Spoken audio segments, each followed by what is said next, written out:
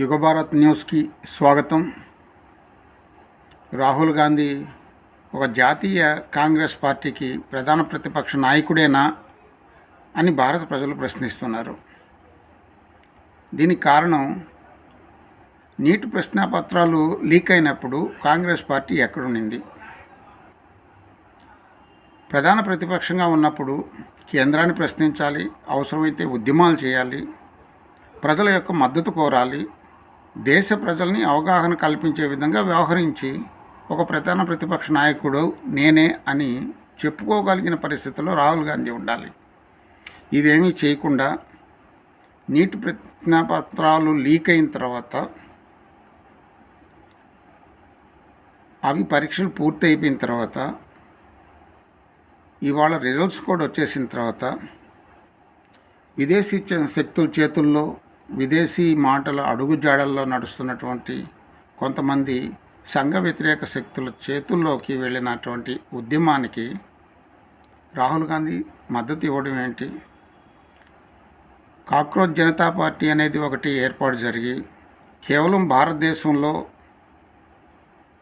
జరిగినటువంటి neat ప్రశ్నాపత్రాల leakage వ్యవహారం మీదనే వాళ్ళు ఉద్యమాన్ని నిర్వహించారు. మరే సంఘటనలో కూడా వాళ్ళు ఇంతవరకు ఉద్యమాలు చేయనప్పటికీ వాళ్ళు కూడా నీట్ ప్రశ్నాపత్రం లీక్ అయింది, పరీక్షలు రద్దయిపోయినాయి, తిరిగి పరీక్షలు నిర్వహించారు. ఆ తర్వాత మళ్ళీ రిజల్ట్స్ కూడా వచ్చేసింది. ఇవన్నీ అయిన తర్వాతనే వాళ్ళు ఉద్యమంలోకి వచ్చారు. ఉద్యమాన్ని ఏ విధంగా తీసుకొని వచ్చారు?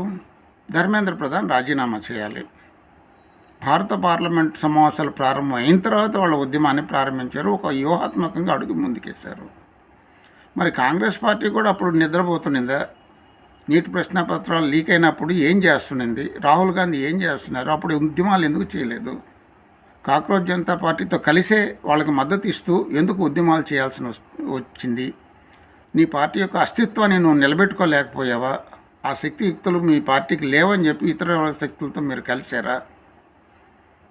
పోనీ కలిశారు అనుకున్నప్పుడు అసలు పార్లమెంట్ సమావేశాల సందర్భంగా ఇప్పుడు దాకా రెండు పార్టీలు ఎందుకు రాలేదు అని చెప్పనేసి ప్రజలు ఆలోచించే శక్తి లేదా?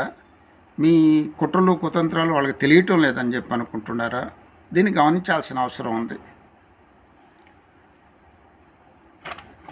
ఈ నీటి ప్రశ్నాపత్రాలు లీక్ అయినప్పుడు జరగాల్సిన ఉద్యమాలు జరగకుండా, ప్రశ్నించాల్సిన నాయకులను ప్రశ్నించకుండా నిద్రపోయి లేచి కూర్చొని ఇప్పుడు బొద్దింకులకి మద్దతు ఇస్తూ వాళ్ళతో కలిసి వాళ్ళకి సపోర్టుగా మద్దతు ఇస్తూ కాంగ్రెస్ పార్టీ ఉద్యమాలు చేయడం ఆశ్చర్యం కలిగిస్తుంది.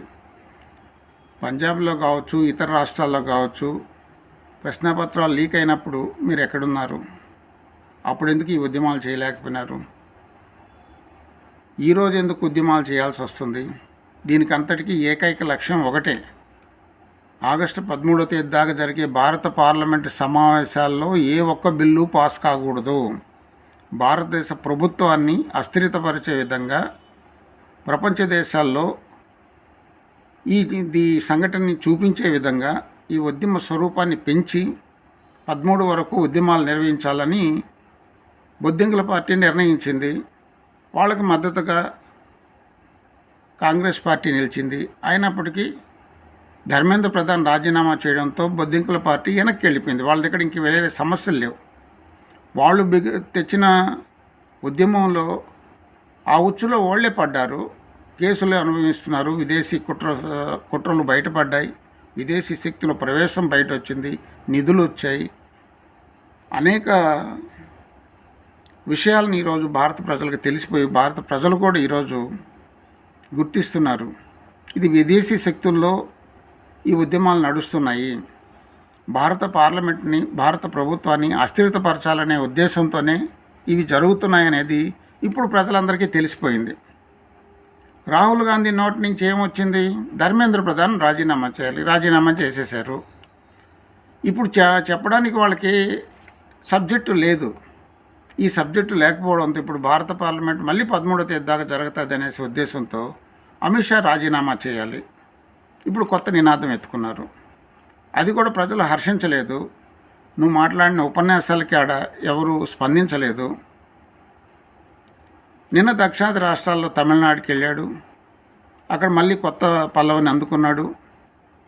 నియోజకవర్గాల పునర్విభజన విషయంలో ఆ బిల్లు ఓడిపోవాలని అక్కడి నుంచి స్పందిస్తూ ఉపన్యాసాలు ఇచ్చి దక్షిణాది రాష్ట్రాల్లో ఆ రాష్ట్ర ప్రభుత్వాల చేత ఉద్యమాలు చేయించడం కోసం గట్టి ప్రయత్నం చేస్తున్నాడు. ఇవి కూడా నీరు గారిపోతాయి. ఎందుకంటే కేంద్ర ప్రభుత్వం శాసనసభలో ఉన్నటువంటి సంఖ్యాబలాల ఆధారంగా 50%కు పైగా సీట్లు పెంచుకునే అవకాశం కల్పిస్తుంది. జనాభా నిష్పత్తి అనేది కాకుండా సీట్ల సంఖ్య ఆధారంగా చూస్తున్నారు ఈరోజు. సో 50% సీట్లు పెరుగుతాయి. అన్ని అసెంబ్లీలో పార్లమెంట్ సీట్లు, శాసనసభ సీట్లు పెరగడం వలన వాళ్ళకు వచ్చినటువంటి ఇబ్బంది ఏం లేదు. ఈ విషయం తెలిసినప్పటికీ కూడా రాహుల్ గాంధీ అవి ప్రస్తావించకుండా నియోజకవర్గాల పునర్విభజన బిల్లుని మనం ఎట్టి పరిస్థితుల్లో గెలిపించకూడదని చెప్పి మళ్ళీ భారత పార్లమెంట్లో చర్చ పెట్టడానికి, నిరసన తెలియజేస్తూ వాకౌట్లు చేయడానికి, బిల్లులు పాస్ కావడానికి ఒక ప్రయత్నం చేస్తున్నారు.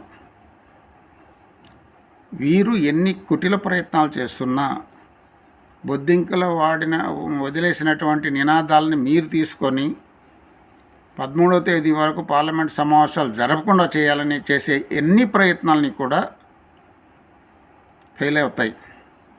ఎందుకంటే నియోజకవర్గాల పునర్విభజన బిల్లు పాస్ అవుతుంది, మహిళా రిజర్వేషన్ బిల్లు పాస్ అవుతుంది, దీనికన్నా ముందు వందే భారత్ బిల్లు పాస్ అయింది, నీట్ ప్రశ్నాపత్రాల చట్ట సవరణ బిల్లు పాస్ అయింది, ఇంకా అనేక బిల్లులు కూడా పాస్ అవుతాయి. మీరేం చేయలేని పరిస్థితిలో ఉన్నారు. ప్రజలు మిమ్మల్ని విశ్వసించడం లేదు.